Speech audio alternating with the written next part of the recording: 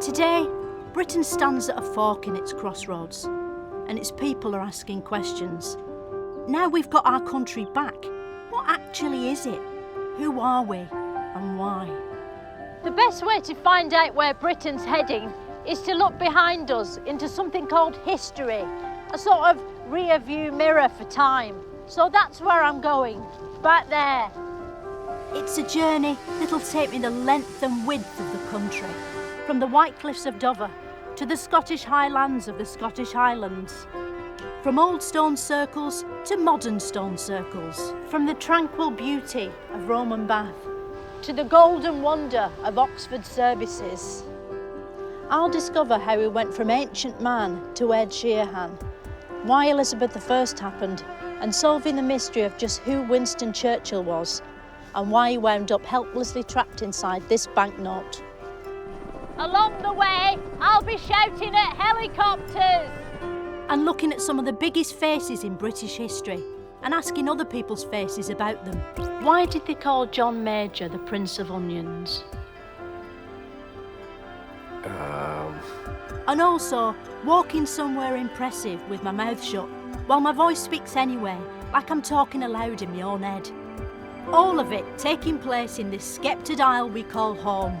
So join me, Philomena Cunk, as I take you right up the history of the United Britain of Great Kingdom. This is Cunk on Britain.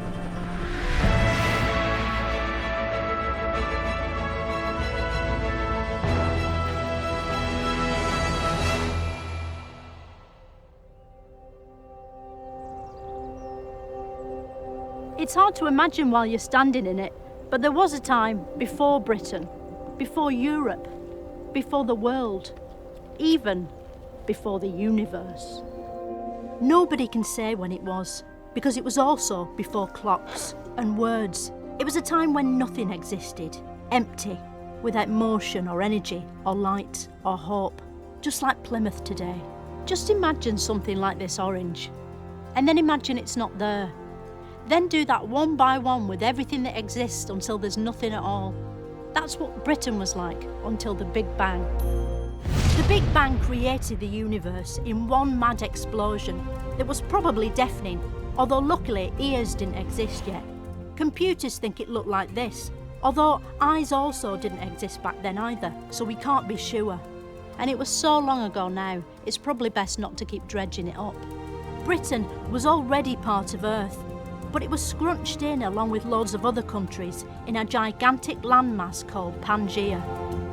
At this time, Pangaea was full of dinosaurs, a race of Godzilla monsters so scary normal human beings didn't dare exist until they'd all gone. Dinosaurs came in many flavours, just like kettle chips. As this actual footage shows, the main ones were the across ones who ate grass, and the up and down ones who ate the across ones.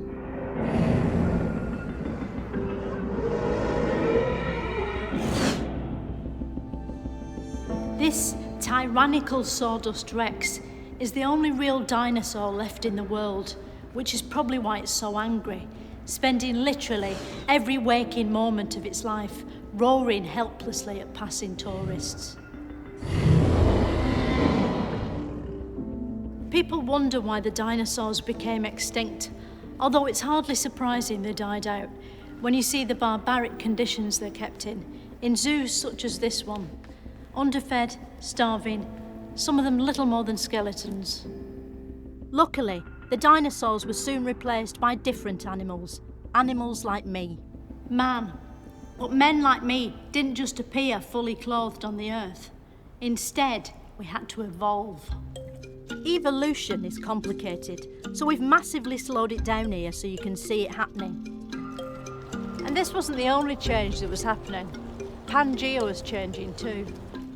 Over time, all the countries decided to split away one by one to work on solo projects, and Britain was no exception. Stone Age man used stones to make basic weapons and tools, like these hand axes. As well as boring, these are also shit by today's standards, but back then they were cutting edge, because they had a cutting edge. The Stone Age was all rocks, wasn't it? Are stones made of rock, or are rocks made of stone? Both.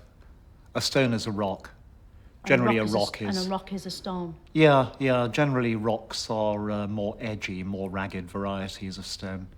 The Stone Age lasted a very long time. In fact, our species spent more time in the Stone Age than any other. Let's think of it this way. If you look at the human history, prehistory as a year, and so New Year's Day is where humans start to use fire and shape stone tools. And this year is the last split second before midnight at the other end of the year. Then we're in the Old Stone Age until about 3 p.m. on the 31st of December. So rocks are more jaggedy? You could tell Stone Age stuff was precious because they kept everything deep underground. Why did Stone Age people bury all their stuff underground? Were they worried someone might steal it? No, that's how we find it. It wasn't always underground. It was on the top. The reason we find it as archaeologists is that we go out and we dig it up. Oh. But not all Stone Age things have to be dug up. Some are still visible, which means you can see them. This is Stonehenge, early man's finest achievement. To Stone Age Britons, this was a cross between Nemesis at Alton Towers, in that it was a spectacular attraction, and the queue for Nemesis at Alton Towers, in that it never fucking moves. Stonehenge was used to tell the time, which means Stonehenge is the only clock you can see from space, unless you have a clock in your spaceship. Eventually, primitive cave boffins discovered new materials. Early man dropped rocks like a stone and got into metal, bronze, and then iron. Iron Man was born. But this Iron Man didn't have superpowers like the Iron Man in films. He couldn't fly or tolerate Gwyneth Paltrow. So instead, he had to go to lengthy measures to defend himself. Luckily, cave boffins had also invented the iron spike. And shortly after inventing the spike, they invented stabbing each other. To make sure they stabbed the right people, Britons formed into primitive gangs called tribes. And like many gangs, they got into graffiti, vandalising the countryside with gigantic doodles, like this badly drawn horse, or this decorative pervert. Before Snapchat, hills were the most efficient way to distribute dick pics to a wide audience. As a result, this site at Cerne Abbas became the second crudest hill in British history, after Benny. There's disagreement about how old the Cerne Abbas giant actually is, especially since he's still young enough to get wood. What's not in doubt is that he represents the birth of British art, being the biggest example of a noble visual tradition that's echoed down the ages. But this happy land of spikes and hill filth was about to come under threat from something nobody saw coming: Romans. Where did the Romans come from? To begin with, they came from Rome, and then they came from the Roman Empire. Right, but where in Britain did they come from? Not from Britain, they came from Rome, which is in Italy. Right, well, this is about the history of Britain, so where in Britain did they come from? Well, the Romans came from Rome, and they headed northwards and conquered most of Europe. And then they crossed the English Channel, and they conquered about half of Britain. And where did they go once they were in Britain? Well, they tried to get to Scotland, but they decided it wasn't worth the effort of going there. Yeah, I felt that. The Romans were so advanced, they came with Latin pre-installed, and they soon taught the primitive locals how to wash and walk on their hind legs. The Romans were fearsome in battle, but soon found themselves facing resistance from some British locals known as Celts. There was heavy fighting, although according to experts, it wouldn't have quite looked like this. Celts famously would, the warriors would strip naked, paint themselves in designs, and go into battle naked. They believed that by painting themselves in designs, that they were calling out to their gods up in the sky for protection and for courage and for help. Did the Romans have chainmail then? They had armour of a sort. They had armour and they were naked? Yeah. Who won? Well, the Romans. The Romans won in the end. I knew it. I bet when the Celts turned up naked and saw what the Romans had on, I bet they were kicking themselves. I bet they felt stupid. But they were like, who suggested this? Having defeated the Celts, the Romans set about revolutionising British life. They built Hard Ian's Wall and put the capital of Britain in Colchester, where nobody would want to come and get it. They introduced coins and invented these primitive 8-bit computer game graphics, but couldn't make them move. What the Romans really loved was bathing, which is why they built this in the English town of Bath. No one in Britain had seen anything as sophisticated as these baths. You could think of it as an early example of gentrification, like when someone opens an artisan bakery in Hull. Imagine in ancient Britain walking into this place. He'd scarcely be able to comprehend what he was seeing. It'd be like Steve McFadden climbing on board Concorde. Perhaps most impressive of all, the Romans invented roads. Before roads was invented, you had to travel around by standing at the edge of your village and seeing how far you could jump. Despite all this, some people resisted the Roman invasion. Queen Boudica came from Norfolk, like so many rebels. Myline Class, Ed Balls, Delia Smith. Boudica hated the Romans. She led a barbarian army in revolt and attacked Colchester, turning it from the bustling capital into a smouldering hellhole full of weeping and despair, which you can still visit today. Rome was the most advanced warfare machine on the planet, but Boudica's army fought back with the weapon they knew best, spikes, and lost because it's just spikes. Once Boudica was crushed, the Romans ruled over Britain for years, until suddenly they had to rush home because they remembered they'd left a complete collapse of civilization on. Britain was left on its own. It had taken back control from the unelected bureaucrats of Rome and was free at last to explore its own proud destiny. And it did that by immediately entering the Dark Ages. We don't know a huge amount about what actually happened during the Dark Ages because the Romans had taken the last pens with them. That's probably why it became a time of myth and great heroes like King Arthur. King Arthur came a lot, didn't he? I think you mean that he's associated with the court of Camelot. No, it definitely says King Arthur came a lot. Camelot. Camelot? Yeah, it's his court where he held court. It's a place. All right. But do we know if he came a lot? Or like just the same as an average man? Like about a tablespoon? The only evidence I have in that regard is that he is said to have had one child. Right. So probably not. Probably not. Even though he didn't exist, King Arthur lived in a castle called Camelot, where he founded the Round Table, even though he didn't do that either.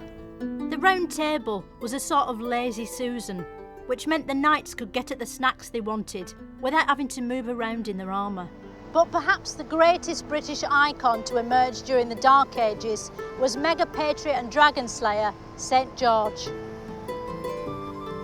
We don't know where or when George slayed the dragon, but we know it definitely happened because a bystander took this painting of the event.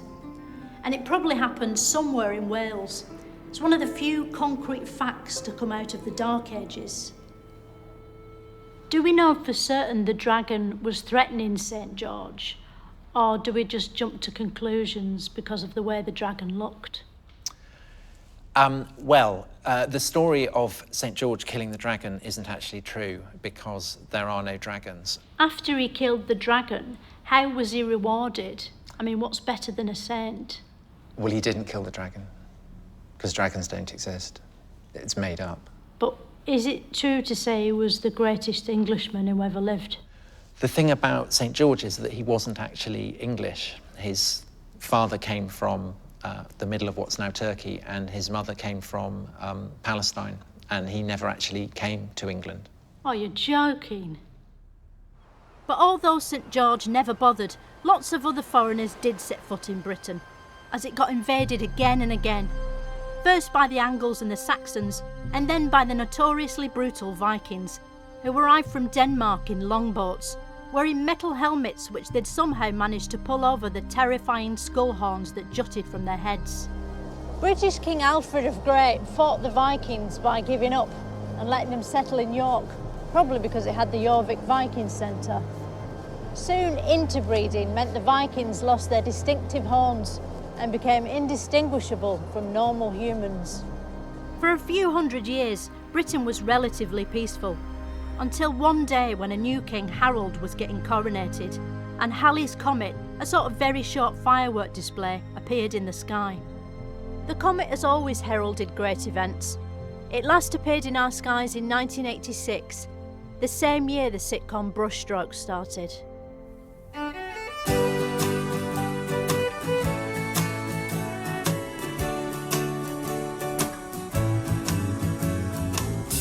Because of you, these things I do.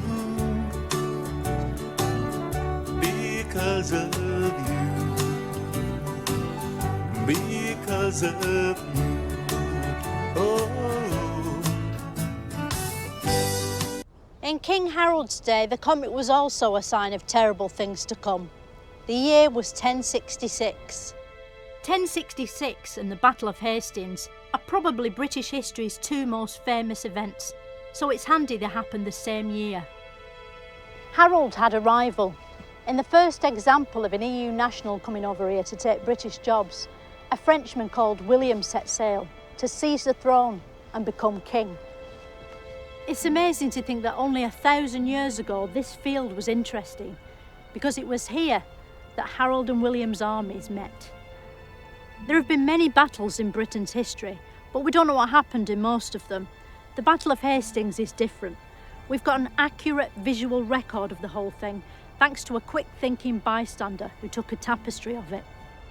Despite looking like a Game of Thrones season finale drawn by an 8-year-old boy, the Baywatch tapestry captures the full force of the battle. It's just like being there, but in wool. Here's the Norman archers, steaming in on their blue horses. Here's a sort of stick fight bit, some chopped up people down here. His head's off. They'll be furious about that. Some goose monsters in the sky looking down. Some sort of lion thing up here, eating its own tail. Is that its bumhole? I think that's its bumhole. As you can see, Harold won when he triumphantly caught an arrow in his eye. Sadly, it wasn't enough, and he died soon after. No one knows why. This meant that the Normans were victorious. At last, William the Conqueror's name made sense. William winning was like Brexit backwards. Britain was suddenly part of Europe, and that meant everything had to change. There were new castles, new cathedrals, even the Tower of London, and amazingly, all built by one man, Norman architecture. The new king wanted a list of everybody in the country, where they lived and what stuff they had. It became known as the Domesday Book and was very much the internet of its day. So is this the actual Domesday Book? This is the actual Domesday Book, yes. And it's usually under glass, isn't it, this book? Well, usually it's not accessible at all, so it's very rarely on display. So this is really quite a special occasion that we've got it out for you to be able to see it today. So you're not allowed to touch it? No. I thought that was because of the curse. The curse? Yeah, I heard that there was a curse on it. I've definitely not heard that, so I don't think there's a curse. I thought it was going to be like, you know, Raiders of the Lost Ark, where that Nazi gets his face melted off. Yeah. I thought it was going to be like that. I'm afraid not. Oh. So how does the Domesday Book compare to a book like The Runaway by Martina Cole? Well, I've not read The Runaway by Martina Cole, but It's I think... really good. OK, I think that's a work of fiction, so it's a made-up story, whereas Domesday is recording the land and landholding in England before the Norman Conquest and after the Norman Conquest. It kind of lists who holds land and what's within that land and how much it's worth, and it does that in a lot of detail. So Roger holds a land here it's just called Milderhope. It's probably going to have a different name now. So how can we free the people living in this book? Well, they don't live in the book. But their souls are inside the book. I don't think that's necessarily true. I think this records information about them, but they're not in there. It's just, it's just a record about them. It doesn't sort of contain their being or anything like that. We don't need to worry about them. Are you sure? I'm sure. The book gives us a unique insight into what life would have been like in the Middle Ages. In the medieval times, if you were lucky enough to be a king, or a knight, or a lady with a pointy hat with all nets on it, you might have lived somewhere like this. A castle. Castles were originally built by kings to protect their land and to sit in, whereas today they're mainly used as extortionate wedding venues. Of course, not everyone was a king. Everyone else was peasants. Peasants lived in thatched wooden huts full of chicken shit. The water was filthy, so everyone drank beer, and the only thing to eat was bread. It was a particularly challenging time for the gluten intolerant, but luckily nobody was yet middle class, so they just put up with it. But life for the common man was about to get better, thanks to the Magna Carta, a sort of terms and conditions notice King John had to sign against his will, which limited his powers and gave citizens basic rights. The Magna Carta kick-started the whole of British political history, a history so complex, even experts can no longer keep track of it. What's the most political thing that's ever happened in Britain? I'm not sure. I think. Gosh, that's a tricky question in the sense that there are definitely degrees of. Gosh, what's the most political? So there are lots of things that are straightforwardly political, and then there are other things that are not. They're sort of halfway, I guess. But I genuinely can't identify the most political. Second most. Meanwhile, back in history, by the Middle Ages, medieval England was such a big deal. It was even happening in Scotland. The Scots have always been a proud, confident nation, ready to complain if they think they've not been given their own little section in a landmark history programme. But in 1296, Scotland was reluctantly under the rule of English Edward I. One man wanted out, William Willis. No one knew what William Willis looked like until 1995, when Hollywood scientists discovered he looked exactly like Mel Gibson, who was coincidentally playing a Scottish Apache in a film called Braveheart, a sort of Scottish reboot of Dancing with Wolves. That they may take our lives, but they'll never take our freedom! Sensitively informing modern audiences about a story little known outside Scotland, the film emotively and expertly depicted William as he gathered a band of noble warriors and defeated the English army at Stirling Bridge using face paint and extreme whittling. To this day, the words Stirling Bridge conjure pride in every Scotsman's heart, while to an Englishman those same words conjure up literally no feelings at all. But his glory days weren't to last, and Willis and his men were defeated by the English at Falkirk. With Willis gone, a posh Scotsman called Robert E. Bruce thrashed the English at the Battle of Bannockburn and took the throne. Scotland would never again be under English control, for a bit. Willis, meanwhile, was eventually captured by the English and taken to London, where he was publicly hung, drawn and quartered. This means he was hung by his neck. Then while he was still alive, his guts were chopped out and his body cut into 4 quarters. Something you can ask your local butcher to do to a chicken. Once it had stopped screaming, Willis's severed head was placed atop a pike on London Bridge, like a sort of gory Scottish Pez. Willis's execution kicked off a golden age of public entertainment. As well as watching people die painfully, popular pastimes included bear baiting, shin kicking and cockfighting, which isn't what it sounds like, even though I checked twice. But British culture wasn't just being cruel to animals, it was also bum jokes. And the William Shakespeare of bum jokes was Geoffrey Chaucer. His greatest work was the Canterbury Tales, which everyone has pretended to have read at least some of.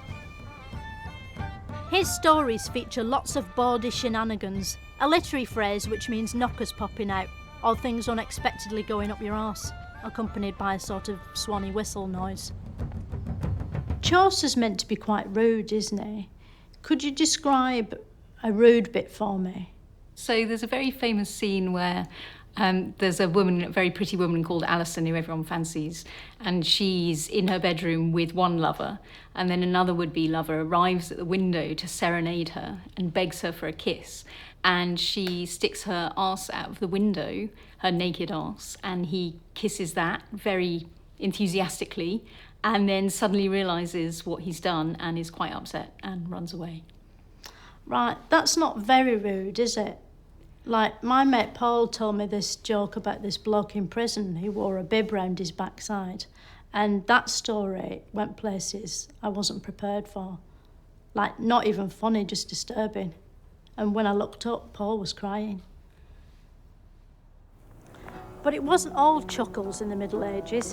In 1348, Britain was invaded again, but this time by a plague. Not a metaphorical plague like a metaphorical plague, but an actual plague, made of plague. The Black Death symptoms were disgusting. Discoloured buboes grew in the groin and armpits, making even a light workout next to impossible. If you had sex with someone who had the Black Death, would you have to use a condom for protection? It depends what your major concerns were. But you wouldn't be protecting yourself against infection. How long would you get off work if you got the Black Death? In about 70% of cases, you'd be off work forever. Oh, right. Result? Because you'd be dead. Oh. Roughly half the population died, which statistically meant that if you wanted to save your loved ones, you'd have to die yourself. The Middle Ages started like a fancy dress party and ended like Halloween. But once it had got its strength back and grown some more people, England descended into 30 glorious years of violent conflict between rival royal houses. The War of the Roses, which sounds like a sitcom about florists, but perhaps surprisingly wasn't.